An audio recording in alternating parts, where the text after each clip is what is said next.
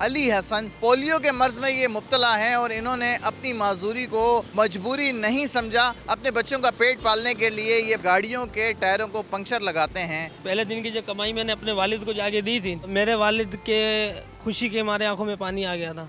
कहता दुनिया वाले कहते थे कि रिश्तेदार कहते थे कि तू भीख मांगेगा, लेकिन बेटा तूने कमा के दिया है, मेरा सीना आपने चौड़ा कर दिया है।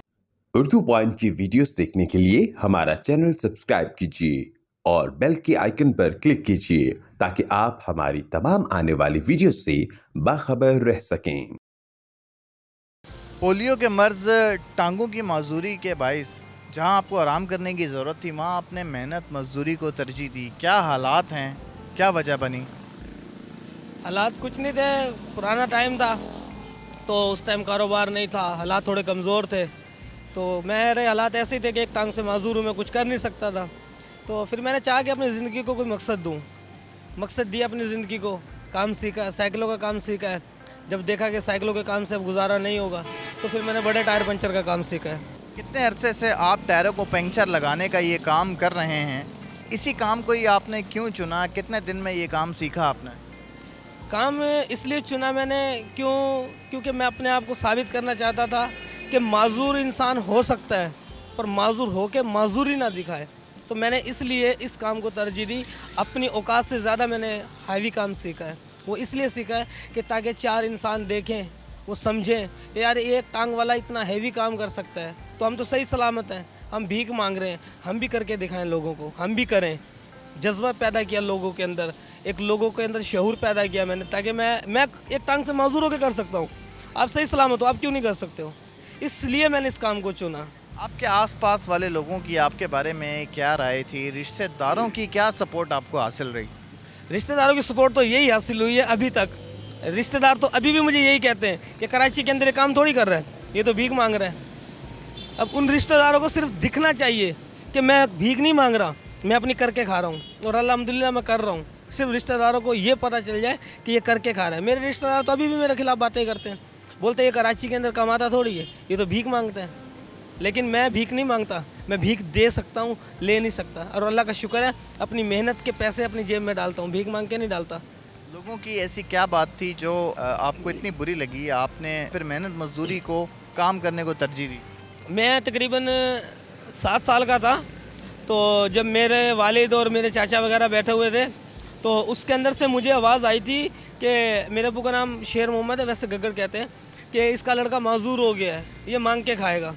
तो मेरे वालिद ने उन महफिल के अंदर एक बात कही थी कि ये अगर मेरा खून है तो इंशाल्लाह ये करके खाएगा, अपने मेहनत के पैसे, अपनी मेहनत के कमाई से मुझे भी खिलाएगा और ख़ुद भी खाएगा। मुझे वो बात सुन गई थी, तो उस दिन से मैंने अपनी ज़िंदगी को मोड़ दिया कि मैं कुछ ना कुछ करूँगा, क्योंकि आने वाले वक्त हैं जो कोई किसी का नहीं है। कल को अल्लाह ना करे तो मेरी एक टांग से माजूर हूँ, कल को दूसरी टांग से माजूर हो जाऊँ मैं। मेरे पास कोई ऐसा हुनर तो है ना कि मैं बैठ के भी कमा सकता हूँ।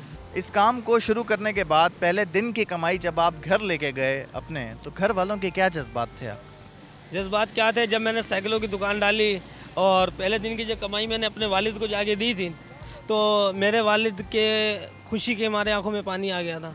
कहता दुनिया वाले कहते थे कि रिश्तेदार कहते थे कि तू भीख मांगेगा, लेकिन बेटा तूने कमा के दिया है, मेरा सीना आपने चौड़ा कर दिया है। मैं लोगों के सामने सर उठा के चल सकता हूँ कि मेरा बेटा भीख नहीं मांगता, मेरा बेटा मेहनत से करके खा रहा है। आपकी शादी कब हुई? आपके बच्चे कितने हैं और आप दोनों मियाँ बीवी कितने पढ़े लिखे हैं? मेरी शादी सन 2018 में हुई थी और शादी मेरी सन 2018 में लव मैरिज हुई थी और उसमें से माशाल्लाह एक बेटी है मेरी।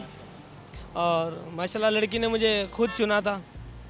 मैं अनपढ़ जाहिल हूँ, लेकिन वाइफ मेरी ने ये देखा कि ये इंसान अपनी मेहनत कर रहा है, कमा रहा है, ये खुद भूखा नहीं रह सकता तो मुझे भी भूखा नहीं रहने देगा। माशाल्लाह मेरी वाइफ 12 पढ़ी हुई है, मैं अनपढ़ जाहिल हूँ, मैं कुछ नहीं पढ़ा हुआ। तो कभी ज़िंदगी में थोड़ा सा सोचना पड़ जाता है कि यार काश अगर मेरी दूसरी टांग होती तो मैं क्या करता। लेकिन फिर वक्त को देखता हूँ तो कहता हूँ कि अल्लाह पाक ने जिसको जहाँ रखा है सही रखा है, मुझे भी जहाँ रखा है सही रखा है।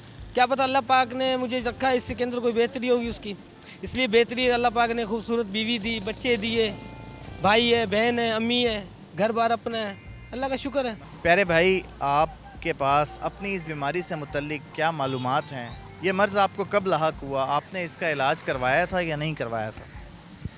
जब मैं 1 साल की उम्र में था तो मैं यानी कि अपने दोनों पाँव पे चलता था, तो अचानक मुझे एक बुखार हुआ और उस बुखार इतना हुआ था कि अम्मी लोग सब परेशान हो गए थे।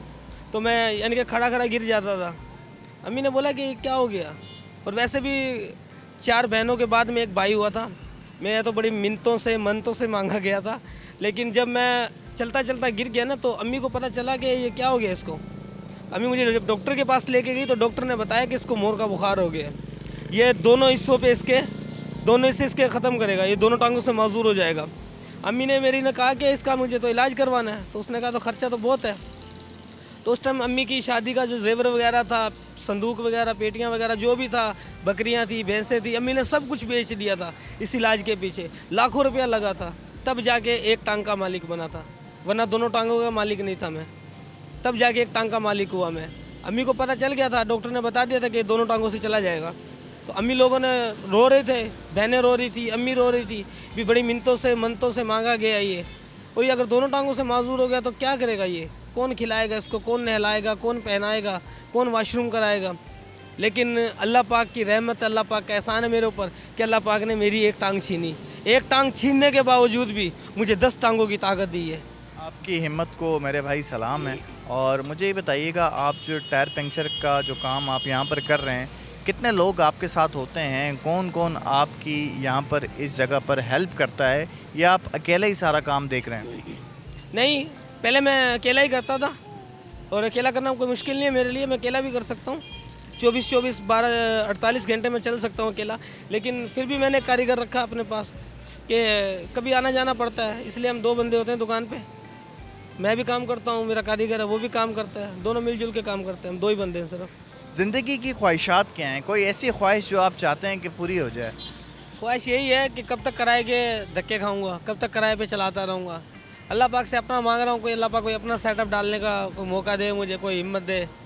ये किराए पे आप बैठे हुए हैं, कितना किराया देते हैं, कितना कमा लेते हैं? तकरीबन 20,000 रुपये दे रहा हूँ मालिक को, और 15-16 हज़ार रुपये मुझे बच जाता है। शुक्र है मालिक का। हलाल का यही बहुत है, हराम का तो मैं लाखों कमा सकता हूँ यहाँ पे, लेकिन कभी हराम खाने का सोचा नहीं है। ये जहाँ पर आप टायरों को पंचर लगाने का काम कर रहे हैं, ये कौन सी जगह है? इस चौक का नाम क्या है? इस इलाके का नाम क्या है? हमारे व्यूवर्स को आप बताएं, ताकि अगर आपसे मुलाकात के लिए कोई आना चाहे तो आपको ढूंढना मुश्किल ना हो। ये गुलिस्तान जोर है, और यही है गुलिस्तान जोर। बकाया मेरा मोबाइल नंबर है 0304 791 0339। नाज़रीन, आपने टायरों को पंचर लगाने वाले बाहिम्मत नौजवान अली हसन की गुफ्तगू सुनी।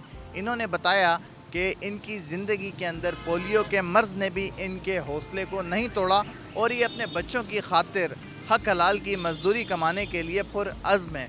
इसके साथ ही अपने मेज़बान शान नाराइन को दीजिए इजाज़त। अपना ख्याल रखिएगा। अल्लाह निगहबान।